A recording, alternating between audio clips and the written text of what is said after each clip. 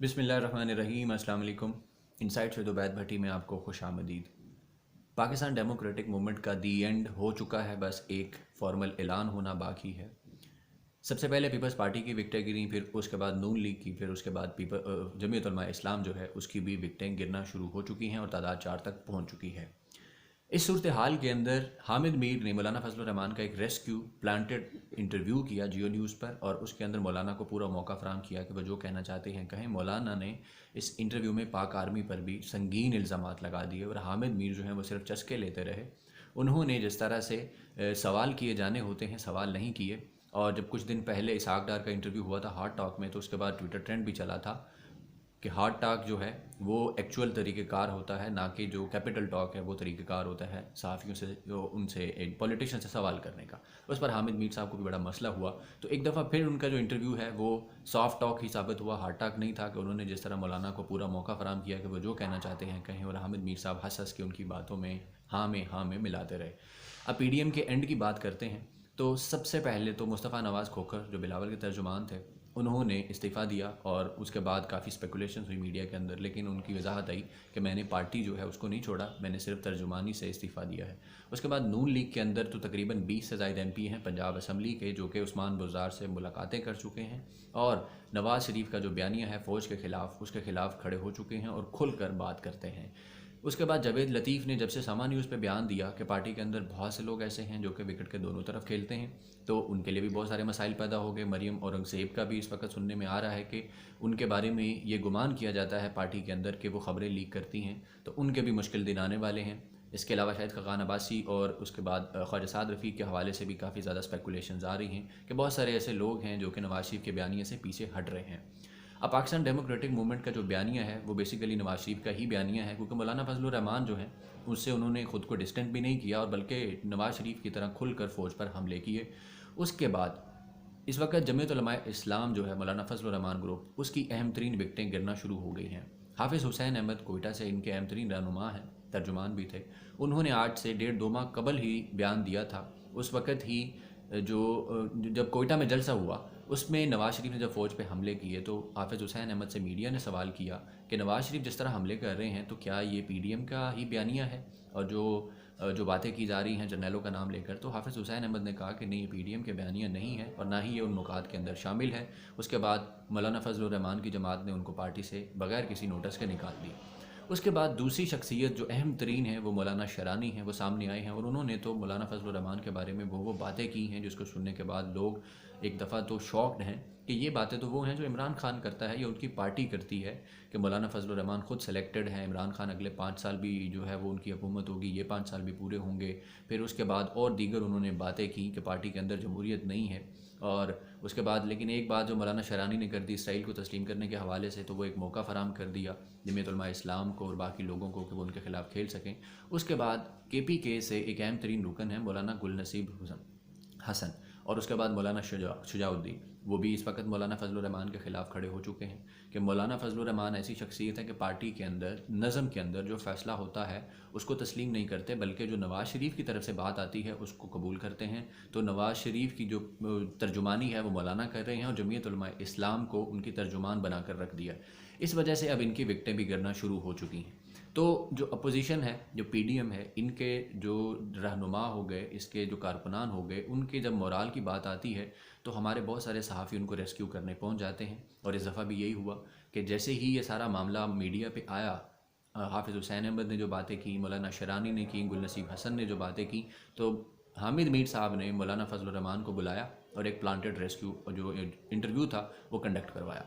उस इंटरव्यू के अंदर हामिद मीर ने मौलाना को जो बातें पूछी, जो सवाल पूछे, वो टोटल उनको एक क्लियर एक रास्ता देने वाले थे। और उसमें मौलाना फजल रहमान ने जिस तरह से बताया कि जी मैंने ज़वाल हक़ की जो चीरा दस्तियाँ थी, जबर था, वो बर्दाश्त किया, मेरे ख़िलाफ़ ये भी हुआ, कभी कोई साबित नहीं कर सका, इमरान खान को NRO नहीं दूंगा, ये मेरे शिकंजे के अंदर है।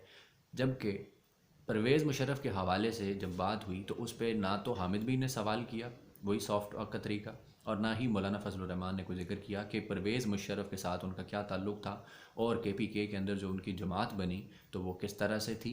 और परवेज़ मुशर्रफ जो कि जिसको सारी दुनिया ये कहती है कि वो अमेरिका के साथ मिल के वॉर ऑन टेरर में जंग लड़ रहा था, तो मौलाना फजल रहमान उसी को एक्सटेंशन दिलवाने के लिए सदर का जो उनकी जो एक टेन्योर था उसकी एक्सटेंशन के लिए काम करते रहे। अपने साथ जो उनकी जमातें थीं उनको भी धोखा दिया। इसके बारे में ना तो हामिद मीर ने सवाल किया, ना मौलाना ने बात की। और यही एक तरीक़ेकार होता है कि जब आपने किसी को रेस्क्यू करना होता है तो आप सिर्फ वो सवाल पूछते हैं जिससे उसको फ़ायदा हो सके, उसको ग्रिल नहीं करते। हाफिज़ हुसैन अहमद ने खुल के मीडिया पे ये बात की है कि नवाज़ शरीफ जो थे वो फ़ौज की पैदावार थे, फ़ौज की वजह से ही हुकूमत में आते रहे।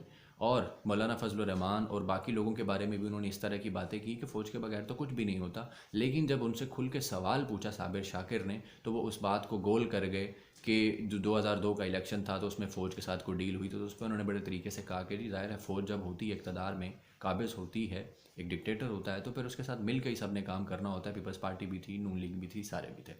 अब इनकी हकीकत खुल रही है। इस्तीफ़े देने की जो बातें थीं वो अब किस्सा पारीना हो चुकी हैं, क्योंकि पीपल्स पार्टी ने खुलकर इस बात का इज़हार कर दिया कि वो इस्तीफ़े नहीं देगी। अब नवाज़ शरीफ जो हैं वो इस वक्त बुरी हालत में फंस चुके हैं। मरीम नवाज़ जो हैं वो इस वक्त फ्रस्ट्रेशन का शदीद शिकार है। मर्दान के अंदर जो उन्होंने रैली की और वहाँ पे जो एक छोटी सी जलसी हुई, उधर बिलावल ने शिरकत नहीं की, तो उसके बाद मौलाना फजलुर रहमान इस वक्त शदीद परेशान हैं, गुस्से के अंदर हैं, क्योंकि 27 दिसंबर को बेनज़ीर की बरसी होने जा रही है लाड़काना के अंदर और मौलाना फजलुर रहमान वहाँ पे शिरकत नहीं कर रहे। और इस वाक़े के बाद पीडीएम का दी एंड होगा। आप सब भी देखते रहिए, हम भी देख रहे हैं। और ये पहले ही हमने कह दिया था कि पीडीएम का कोई मुस्तकबिल नहीं है, क्योंकि ये सारे वो लोग हैं जो एनआरओ लेना चाहते हैं, इनके केसेस हैं, आवाम के मसाइल से इनका कोई ताल्लुक़ नहीं है। इनका जो ख़ात्मा है वो जैसे 2019 में मौलाना फजलुर रहमान का जो धरना था, लॉन्ग मार्च था, उसका ख़ात्मा हुआ, इसका भी हो जाएगा। अब फ़र्क ये है कि ये 2-3 महीने एक्स्ट्रा चल गया है और जिस तरह से इन्होंने कोशिश की कि इमरान खान के ख़िलाफ़ हुकूमत गिराने के लिए इदारों को प्रेशराइज़ करें, फ़ौज को प्रेशराइज़ करें, और हर हद तक गए मौलाना फजलुर रहमान ख़ुद भी और नवाज़ शरीफ भी। अब इस इंटरव्यू के अंदर मौलाना फजलुर रहमान ने एक ये बड़ी बात कर दी जब हामिद मीर ने उनसे पूछा कि आपके बारे में कहा जा रहा है कि आपको थ्रेट है, आप उन 20 सियासतदानों में शामिल हैं, शेख रशीद ने कहा है। तो मौलाना फजलुर रहमान ने कहा कि ये जी हमारे साथ पहले भी होता रहा है, अगर ऐसी बात है तो मुझे फिर सिक्योरिटी फराहम की जाए। तो ये एक तरीक़ेकार होता है, इस्टेब्लिशमेंट ये सब कुछ करवाती है। इस्टेब्लिशमेंट ही है जो हमारी पार्टी के अंदर अब ये सारे मामलात करवा रही है कि लोग हट रहे हैं और इनको अपने बयानिए से हटाया जा रहा है, पार्टी के मौक़िफ़ से हटाया जा रहा है। और इसके बाद उन्होंने कहा, जब हामिद मीर ने कहा कि इस जंग के अंदर या इन दहशतगर्दी के मामलात में तो फ़ौज के जवान भी शहीद होते हैं, तो मौलाना ने फ़ौज पर संगीन इल्ज़ाम लगा दिया कि जी छोटी मोटी कुर्बानियाँ तो फिर इनको देनी पड़ती हैं ना, जब ये सारी सूरत हाल बनानी हो। तो मौलाना का ये बयान जो है, ये पहले भी वो फ़ौज पे जिस तरह के बयानात दे चुके हैं, और ये सूरत हाल के अंदर जबकि पाकिस्तान अपने दुश्मन के साथ मुकाबला कर रहा है, हर एक फ़ोरम पर फ़ौजियों की शहादतें हो रही हैं, हमारे जवान बॉर्डर पे शहीद हो रहे हैं, और जो जितने भी मुल्क दुश्मन हैं उनके साथ मुल्क के मुख्तलिफ़ इलाकों में बॉर्डर्स पे उनका मुकाबला कर रहे हैं। और मौलाना फजलुर रहमान ने उनकी शहादतों पे और फ़ौज के ऊपर, फ़ौज की क़यादत के ऊपर ये संगीन इल्ज़ामात लगा दिए हैं। इससे पहले नवाज़ शरीफ भी लगाते रहे हैं। तो ये एक बड़ी तशवीशनाक बात है कि कौमी सतह के लीडर जब इस तरह की बातें करते हैं, उनके नीचे जो लोग मौजूद हैं वो उनके बयानिए को ख़रीदते हैं और अपने जहनों के अंदर रासख करते हैं, यकीन बना लेते हैं, और उसके बाद ये एक ऐसा जहर होता है जो कि कौम नस्ल के लिए जहर कातिल की हैसियत रखता है। और इसके नुकसानात पहले भी देखे जा चुके हैं, और मौलाना जो हैं वो अब हर हद क्रॉस करते जा रहे हैं। इदारों को चाहिए कि वो इन चीज़ों का नोटिस लें, हुकूमत को भी चाहिए कि वो इसका नोटिस लें, और जो लोग अपने इंटरव्यूज़ में बिठा के मौलाना फजलुर रहमान से ऐसी बातें करवाते हैं उनके बारे में भी नोटिस लिया जाना चाहिए। अब 2-4 दिन की बात है, 27 दिसंबर के बाद हम देखते हैं कि पीडीएम जो है उसकी फातह खानी किस तरह से अदा की जाती है, क्योंकि 3 मरकज़ी जमातें थीं और तीनों के अंदर इस वक्त टूट फूट जो है वो अपने अरूज पर पहुंच चुकी है। पीपल्स पार्टी पीछे हट चुकी है। अब देखना ये है कि किस दिन बाकायदा ये ऐलान होता है कि पीडीएम जो है वो अपनी सारी तहरीक को छोड़ छाड़ के घर बैठती है या खुदकश बम्बार बनती है। जैसे मौलाना फजलुर रहमान के बारे में तो यही उम्मीद की जा रही है कि जब उनके साथ जिस तरह पीपल्स पार्टी और नून लीग ने 2019 में किया, अगर अब की बार ऐसा होता है तो मौलाना जो है वो फिर कोई और ही रास्ता अपनाने की कोशिश करेंगे, क्योंकि वो शदीद फ्रस्ट्रेशन का शिकार हैं और मरीम नवाज़ की हमायत उन्हें हर मुमकिन हासिल है। नाज़रीन, अब तक के लिए इतना ही, मुझे इजाज़त दीजिएगा। अल्लाह हाफ़िज़।